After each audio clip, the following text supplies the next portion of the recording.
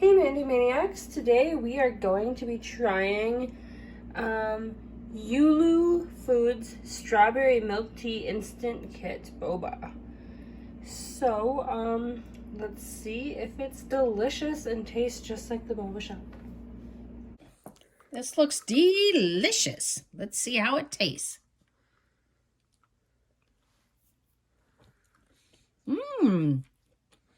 Chewy bobas. They're pretty good. Nice strawberry flavor. I'm a fan. It's very good. So you'd recommend? I recommend very much. It's very good. Alright, so here is the boba. It's cute. Alright, let's try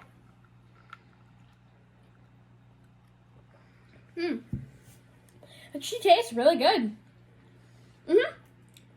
Very strawberry. Would you recommend it? Yes.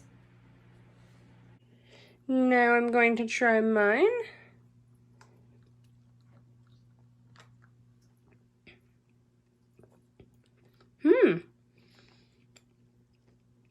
I'm pleasantly surprised. When I was making it, I thought it wasn't going to be very good because the powder didn't really want to dissolve in it. And it's amazing.